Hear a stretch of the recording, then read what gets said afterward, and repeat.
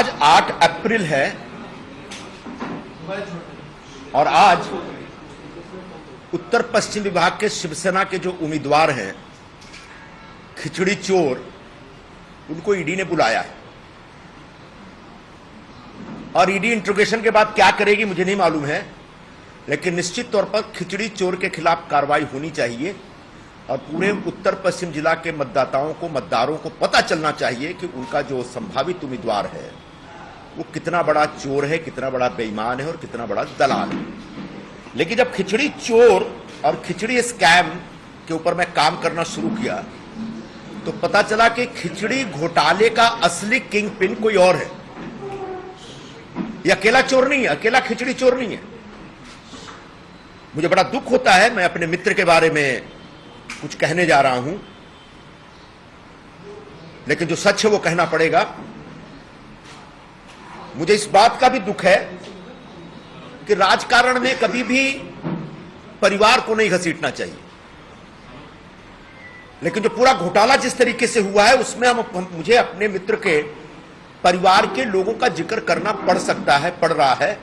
इसका मुझे सुख नहीं है, खुशी नहीं है, बल्कि दुख है।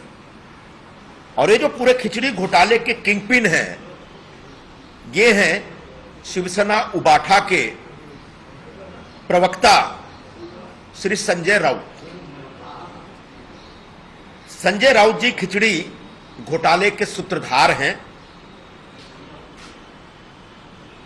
उनको अच्छा नहीं लगेगा मैं उनकी बेटी या भाई के बारे में बोलूंगा तो, लेकिन बड़ा दुर्भाग्यपूर्ण बात है कि जब वो पतरा चाल घोटाले में पकड़े गए तो पाया गया कि उन्होंने अपनी पत्नी के नाम पे रिश्वत ली है, किसी बिल्डर से पैसे लिया। पत्नी को नहीं लाना चाहिए था इस पूरे घोटाले में, लेकिन उन्होंने किया था। और ये जो घोटाला हुआ है इसमें उन्होंने अपनी बेटी के नाम पे, भाई के नाम पे और उनका जो पार्टनर है उस पार्टनर के नाम पे पैसे लिए। ये मैं आपको पूरा शीट आपके साथ शेयर करूंगा।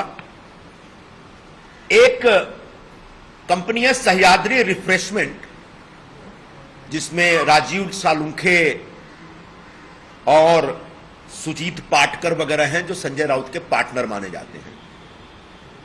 उस कंपनी को 6 करोड़ 37 लाख रुपए की खिचड़ी सप्लाई करने का कॉन्ट्रैक्ट मिला था कोविड के जमाने में।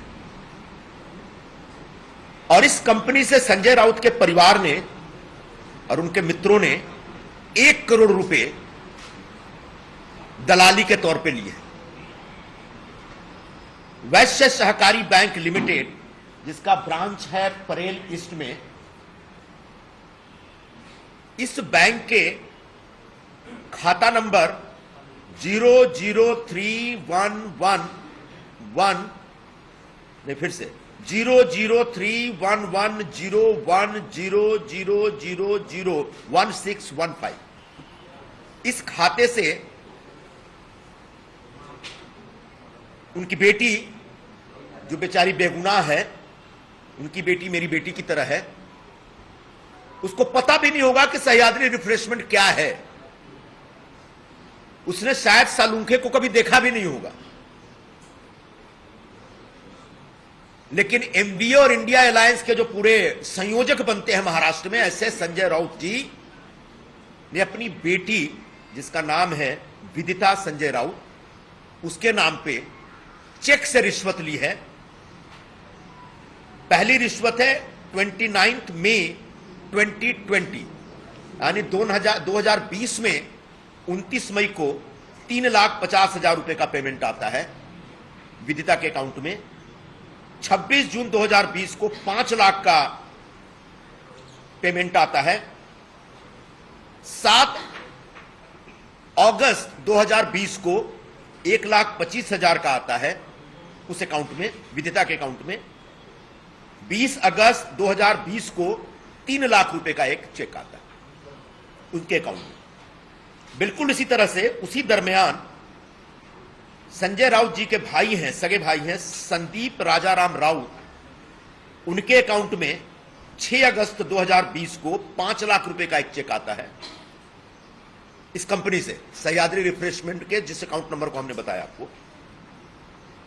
और 20 अगस्त को 2020 में 1,25,000 रुपए का चेक आता है। इसके अतिरिक्त जो उनके पार्टनर हैं, जो जेल में भी गए हैं 2-3 केसेस में, सुजीत मुकुंद पाटकर संजय राउत के ऑफिशियल पार्टनर हैं, उनके अकाउंट में 15 जुलाई 2020 को 14 लाख रुपए, फिर 5 अगस्त 2020 को फिर 14 लाख रुपए,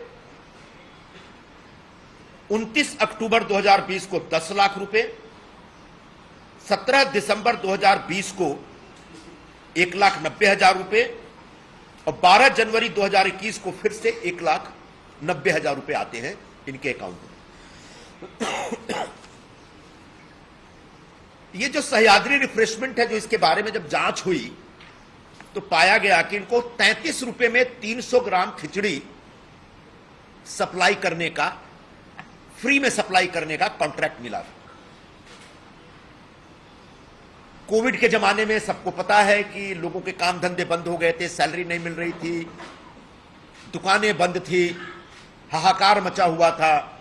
ऐसे गरीब लोग, कमजोर लोग, जो प्रपट्टियों में रहने वाले, चालियों में रहने वाले लोग, ऐसे लोगों को फ्री में भोजन सप्लाई करने का ये कॉन्ट्रैक्ट, ये काम, ये योजना बीएमसी ने शुरू की।